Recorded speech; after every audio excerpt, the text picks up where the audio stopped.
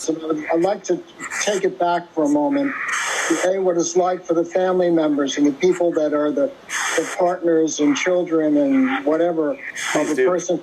We could not see you. We were not allowed in. The social workers were completely overwhelmed. They could not give any kind of constructive answers to anything, was my experience.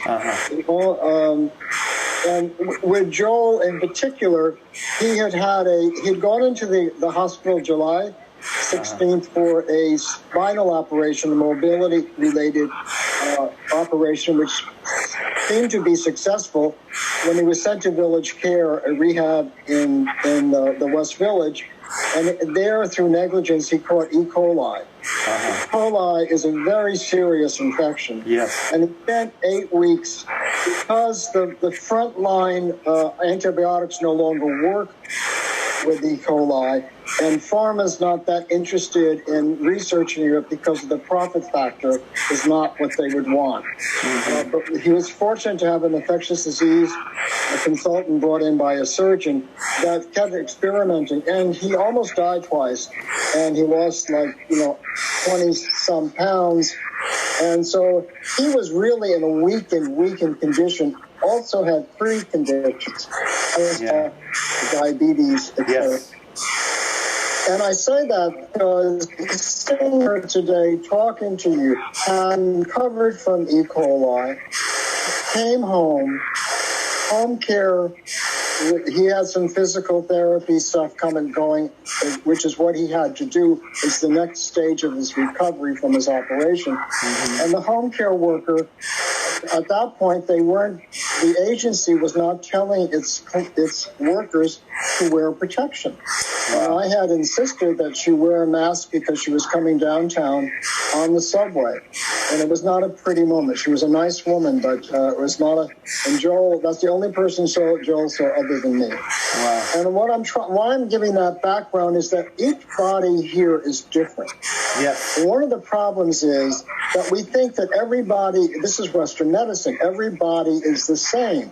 So what works will work for everyone. Right. And we already have the examples here of, I'm shocked that there are two people talking about positive results from Oxy, the trauma cure. Yeah. But those are real. Those are real.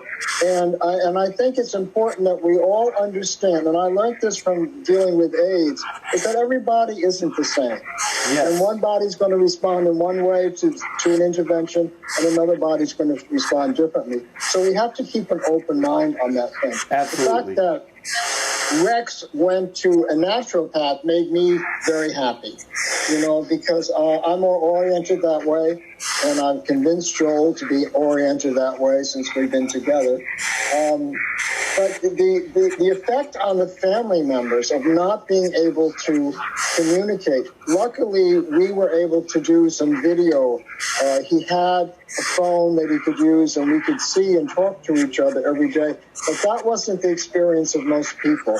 Then you hear statistics like, oh, another cat has entered the scene. My cat was on the screen for a while. Frankie. 90%, the figure was told to me by a medical person that 90% of the people that were incubated died. That's a huge, you think, well, why are they incubating them if that's a percentage? And seeing, Joel also went into the hospital at the end of March, beginning of April. It was panic time. He kept being moved around because they were trying to find beds. And he finally wound up going to, and he tested positive 3 different times in the hospital. And when they were taking patients who had 2 weeks, 72 hours with a normal temperature, and had passed the 14-day period. He had been in there about 6 weeks at this point. And so they sent him to there were only 2 rehabs that were in the city that were taking COVID people that were supposedly in recovery. He went up to the Upper East Side rehab, nice name, fancy building, and it was basically a nursing home. Rich people, they call it long-term, whatever. but it's basically a nursing home. And the care there, well, Joel can talk to you how he feels about the care, but from outside, I was getting no answers from anybody about anything. And every day I said, have you tested him? And the doctor would say to me, we don't test. And I was totally freaked out that they weren't testing. And finally, the state health department decided that they would, I think this was the end of April, beginning of May, that these facilities, the nursing homes, would have to test. And at the Upper East Side Rehab, 233 people that day, only that day, they didn't give the statistics before or after, tested positive. And 98 employees had tested positive. Wow. And at that point, wanting to get him out of there, just out of that environment. He was very afraid of catching it again. And he has been, since he's been home, and I'm interested in what Dave and Rex have to say about this. Since he's been home, he's been exhausted most of the time. He started painting again, which was, for me, a great sign. But he cannot do much, more than 2 or 3 hours before, he's exhausted. He's always saying he's exhausted. Yeah. I'm exhausted of him being exhausted, quite frankly. Yeah. But, and so I'm really curious what you feel, and Joel can talk about his own body, how your body feels today, what you think are any lingering effects, if any. I mean, drummers will always, they're always in shape and they always can do things, and percussionists. So I think that Rex has got an upper hand here. I'm making a joke about that because I know drummers. But the reality is, how are your bodies? You tried to ask this question before, but I want to be very specific. Yeah. What differences do you find now that you're on the other side of it? And Dave just spoke about, his toes, his pain all the time, and those kinds of things. I think it's important to tell individually what they are, because everyone's not going to have the same thing. Excellent question, Jim. Dave, why don't we start with you, man? Sure, absolutely. I actually, when Joel said he was fatigued, I felt that bit of like, oh, there's somebody else in the world that experiences what I did. And for sure, there are the physical things I described. Mentally, I'm always tired. I nap a few times a day.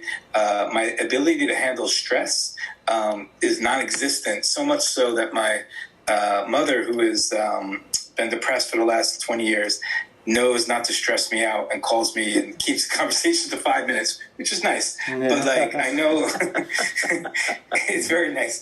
But I know I'm a school teacher during the day, and I talked to my principal and said, I can't deal. I'm a middle school teacher. I can't deal. And she said, take some more time until you get your head right. So I deal with both immense fatigue. It is getting a little bit better. I used to get dizzy spells just even moving. But I'm beginning to get a little better, but it's not 100%.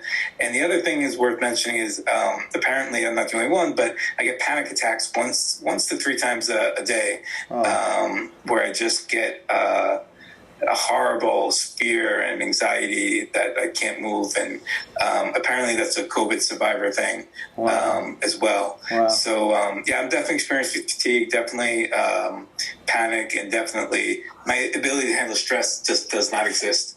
Yeah, I'll tell you, man. One thing, when you got out of the hospital and you posted up that first little piece of video of you dancing a few steps. Yeah. I was like, this guy could knock over a fucking ice cream truck, and he's he's showing off that he can move for 90 seconds. In my community, I'm semi well known in the South Sudanese community. I'm very well known, and everybody said, "Wow, the strongest guy in the South Sudan community got knocked over. This could actually affect anybody." Yeah, and it was a wake up call for so many people. Yeah. Thank you, David.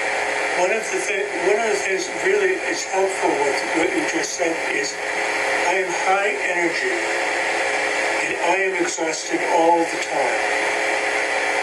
And I want to sleep, and it gets 4 o'clock, and I want to be in there. I haven't done anything, and I just want to go to sleep. That's one thing. The other thing is I have low-grade pain that makes me depressed. It's depressing. Yeah. And I have to kind of, I can't tell if I'm depressed from the COVID or from the E. coli. But the thing that is the most unusual for me is I usually am able to do a lot more things than I'm doing now. And also, my breathing has gotten worse. Even though I didn't have issue with breathing, but I went for a breathing test and it was slightly off from before. So there has been some physiological change. I've taken to using this thing, which I always looked at this thing. Oh, yeah. I said I try to use it every morning because it really sort of steps up the breathing. I see. There's something else that happened when I had the virus. The inside of my nose felt like paper. Wow. It's very, very uncomfortable. And sometimes when I think I'm getting symptoms, I really just sort of looks like I'm picking my nose, but I'm actually feeling the membrane. If it's there. Yeah. You actually have changed my life by telling me your symptoms, which are so similar to my own, even though I didn't have, I think because I was taking so many vitamins, it boosted my immune system, but there was something about the virus that lingers. The other thing is language. I stutter a lot more. I have a great deal of trouble recalling ideas in memory. And it's frustrating. I'll be talking like this, and all of a sudden I can't remember. What did I do? Did I say it? Didn't I say it? Yeah. And it's embarrassing. And not that it's embarrassing. It's not age. There's something about this disease which lingers. And it terrifies me because I didn't have it badly. I do not want to get this disease again. Yes. I mean, this is over. The thing is,